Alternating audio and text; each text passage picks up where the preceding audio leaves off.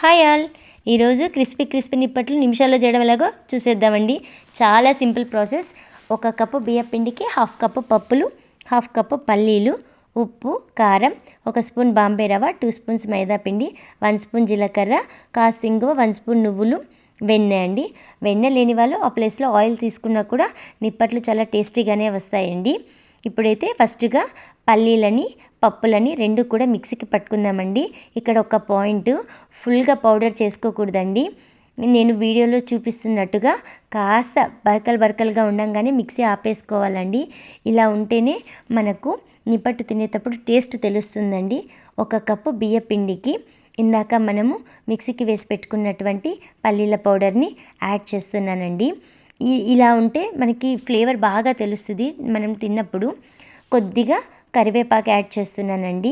ఇంకా పెట్టుకున్నటువంటి బాంబే రవ్వ, మైదా పిండి, జీలకర్ర, నువ్వులు యాడ్ చేసుకున్నాను.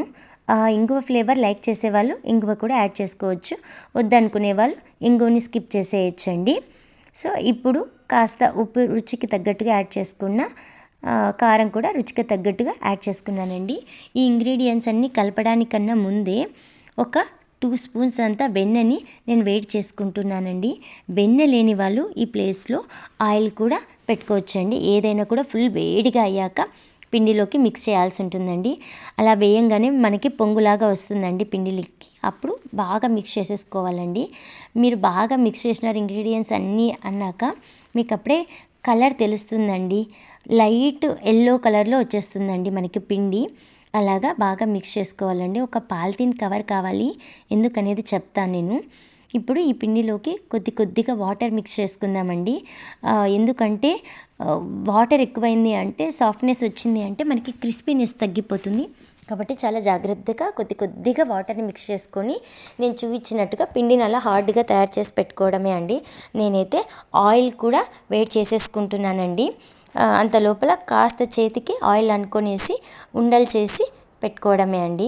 మనం ఉండలు ఎంత బాగా రౌండ్గా చేసుకుంటామో నిప్పట్టు షేప్ అంత పర్ఫెక్ట్గా వస్తుందండి మనకు. సో అలాగా ఉన్న పిండిని అంతా కూడా నేను ఉండలు చేసి పెట్టేసుకున్నానండి రౌండ్గా, నీట్గా. ఇప్పుడు మా ఇంట్లో ప్రెస్సింగ్ మిషన్ ఉందండి. సో అందుకు నేను ప్రెస్సింగ్ మిషన్లో నిప్పట్టు చేసుకుంటున్నా. పాలిథిన్ కవర్ కావాలని చెప్పా కదండి, అందుకు కాస్త ఆయిల్ పట్టించి ఒక్కొక్క ఉండని పెట్టుకొని నేనైతే ప్రెస్ చేసుకున్నానండి. ప్రెస్సింగ్ మిషన్ లేని వాళ్ళు కూడా చాలా సింపుల్గా చేసుకోవచ్చండి, చాలా ఈజీగా. అది ఎలాగో చెప్తాను. సో ఇలాగ ప్రెస్సింగ్ మిషన్ని నేనైతే వాడుకొని ఇలాగ ఉండలన్నీ కూడా నిప్పట్టులాగా చేసి పెట్టేసుకున్నానండి.